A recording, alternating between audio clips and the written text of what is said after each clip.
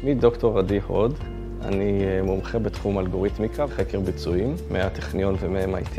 היום אני מנכ"ל של חברת סייבר בינלאומית, מתגורר בניו יורק, תל אביב וסינגפור.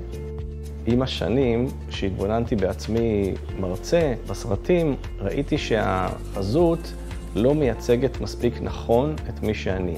היה איזשהו סוג של דיסוננס, איזשהו חוסר התאמה בין מה שראיתי, איך שהמצלמה מראה אותי, לבין מי שאני. הרגשתי שהיו לי פנים יותר עייפות, למרות שאני תמיד מלא באנרגיה. נראה רדום, למרות שאני הרגשתי סופר ערני.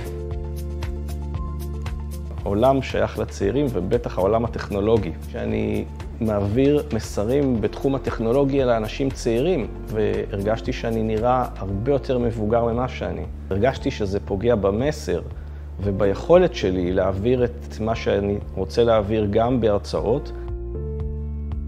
בחנתי את האופציות בארצות הברית ובחנתי את האופציות בארץ. הגעתי לדוקטור פרידמן ודי מהר ראיתי את השונות. די מהר ראיתי שהגעתי למקום אחר. הטיפול שאליו הגעתי, שדוקטור פרידמן ייעדה אותי אליו, הוא מתיחת פנים וטיפול צוואר.